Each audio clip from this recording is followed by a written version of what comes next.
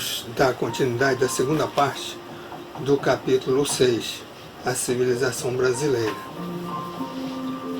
Nós paramos mais ou menos nessa posição aqui. Os portugueses transferem então a cidade, que fica definitivamente fundada no Morro de São Januário, mais tarde do castelo, em homenagem ao mártir do cristianismo, recebeu a cidade o nome de São Sebastião, ficando outro sobrinho do governador na sua administração. Nas esferas superiores do infinito, Ismael e suas abnegadas falanges choram sobre tão lamentáveis acontecimentos, quais os suplício imposto ao João de Bolé.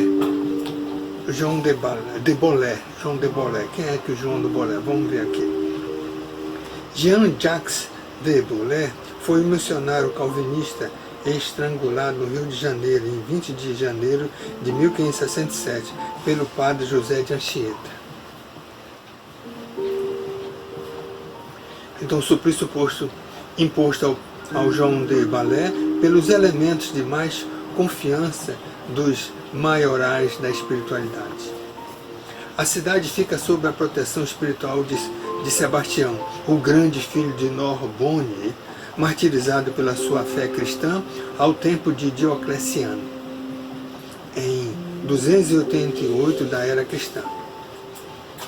Estácio de Sá reúne-se às falanges invisíveis encarregadas de cooperar no progresso daquele sítio, sobre as vistas amorosas e desveladas do patrono da cidade, desdobra-se em dedicação a favor do seu progresso entre os núcleos florescentes.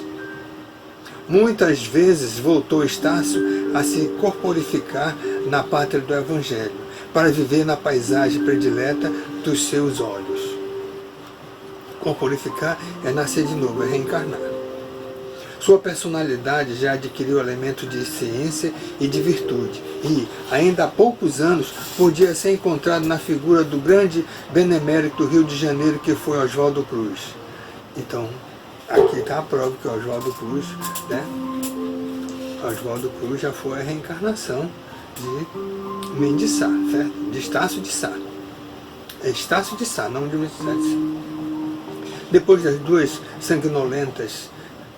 das lutas sanguinolentas nas praias da Bahia, mais bela do mundo, onde os vícios europeus, desencadeando nefandas guerras religiosas, batalhavam entre si, estendendo suas crueldades até o mundo novo, Ismael considerou a necessidade de estabelecer uma diretriz para a organização econômica da terra do Cruzeiro. Olha, Ismael, o governador espiritual do Brasil, já estava ainda tomando as suas precauções. Após a elaboração de largos projetos de ação no plano invisível, o sábio mensageiro do Senhor, Jesus, discrimina as funções de cada região da pátria brasileira. Junto do Golfo enorme, onde os contornos da paisagem assumem as cambiantes e mais delicadas e mais espantosas, desdobrando-se nos mais graciosos caprichos da natureza, traça ele as linhas de uma urbe maravilhosa, que será a sede do pensamento brasileiro e, mais facilmente, no coração da terra moça e bravia. Traceja as plantas magníficas das duas usinas mais poderosas, onde se guardará o profundo manancial de suas forças orgânicas. Os pontos de fixação dessas sagradas balizas são encontradas ao longo dos 600 quilômetros de extensão do Paraíba do Sul e nas cabeceiras do São Francisco, cuja corrente deverá lançar pelo seu percurso de quase 3.000 quilômetros todas as sementes da brasilidade mais pura. Um café edificante. Aproveitou também Ismael os núcleos orientadores de Piratininga, que se expandiriam mais tarde com as audaciosas bandeiras. A linha do coração do Brasil até hoje se encontra aí traçada. Ninguém pode negar a hegemonia da intelectualidade carioca e fluminense. Desde os tempos em que a cidade de São Sebastião se derramou no Morro do Castelo,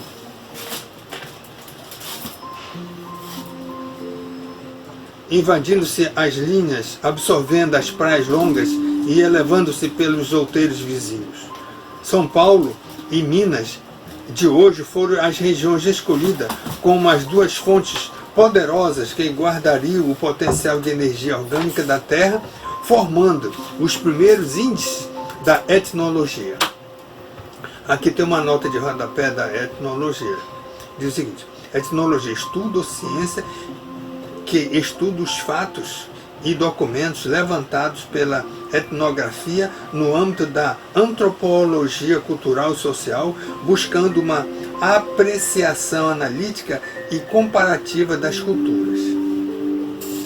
As águas do Paraíba do Sul e as de todo o percurso do São Francisco ainda constituem roteiro singular, onde se descobrem as características mais fortes do povo fraternal da Terra do Cruzeiro. Cada estado do Brasil tem a sua função essencial no corpo ciclópico da pátria, que representa o coração geográfico do mundo. Mas em São Paulo e em Minas se assentaram, por determinação do invisível, os elementos indispensáveis à organização da pátria esplêndida. Ambos serão ainda, por muito tempo, as conchas da balança política e econômica da nacionalidade e os dínamos mais poderosos da sua produção. Obedecendo aos elevados propósitos do mundo oculto, ambos ficaram irmanados junto do cérebro do país por infectíveis disposições do determinismo geográfico que os reúne para sempre. Os espíritos infelizes, perturbados, inimigos da obra de Jesus, que, entretanto, se converterão um dia ao supremo bem, pela sua infinita piedade, agem de preferência nos bastidores administrativos dos dois grandes estados brasileiros, provocando a vaidade dos seus homens públicos, levantando trincas políticas e conduzindo-os muitas vezes a lutas fratricidas e tenebrosas no sentido de atrasar os triunfos divinos do Evangelho no coração de todas as pátrias. Aqui, um pequeno comentário pessoal. A situação hoje, o presidente está sofrendo grande pressão da extrema-direita, onde não aceito Cristo, não aceito religião, não aceito a bondade, está entendendo isso? Então, essa frase aqui de Humberto de Campos, nesse parágrafo aqui, está atualizadíssimo com a situação atual do Brasil. Mas os devotados obreiros do além não descansam em sua faina de abnegação e renúncia, e ainda agora, em 1932, quando um distinto jornalista da atualidade rasgava a bandeira nacional na capital paulista em seu famoso discurso Sem Palavras, José de Anchieta, de quem João de Bolé é agora dedicado colaborador, e vários outros gênios espirituais da terra brasileira, se reuniam no colégio de Piratininga, implorando a Jesus derramasse o doce bálsamo da sua humildade sobre o orgulho ferido dos valorosos piratininganos. E Ismael estende o seu líbaro de perdão e de concórdia sobre os movimentos fracticidas e reúne de novo os irmãos dos dois grandes estados centrais do país para a realização de sua obra em prol do Evangelho. As fraquezas e vaidades humanas, ferramentas por forças maléficas do mundo, têm separado muitas vezes as coletividades dos dois grandes estados da República, levando-os à inimizade e quase à ruína. Mas muito em breve, quando as sombras da confusão dos tempos modernos invadirem ameaçadamente os céus da pátria, ambos compreenderão a imperiosa necessidade de se unirem para sempre como irmãos muito amados, novos símbolos do castor e do pólux, tem uma nota de rodapé de Pollux, aqui do Espírito Verde Campo, que diz o seguinte: na mitologia grega, heróis de Esparta, filhos gêmeos de Zeus e Leda. Ele está definindo aqui quem é esse Pollux. E expandirão junto as suas energias étnicas, modeladoras da terra do Evangelho, absorvendo os seus surtos extraordinários, as expressões excessivamente indiáticas do Amazonas ao norte e as platinas influências nas planícies do Rio Grande, por cumprirem de mãos dadas os imperativos de sua grande missão histórica. Para finalizar, o último parágrafo. Nesse tempo que não vem muito longe, as mensagens de fraternidade e de amor expedidas pelos gênios imperadores do Brasil, do Sagrado Colégio de Piratininga, tocarão primeiramente na coroa de tênues neblinas das montanhas, antes de ascenderem aos céus. E aqui nós terminamos esse lindo capítulo número 6, né? Onde nós vemos que a civilização brasileira, com muita luta, né?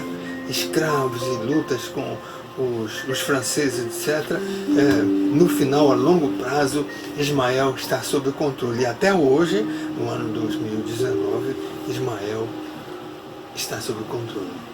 Ter fé é confiar em Jesus e também em Ismael. Até o próximo capítulo, que vai ser o 7º capítulo, chamado Os Negros do Brasil.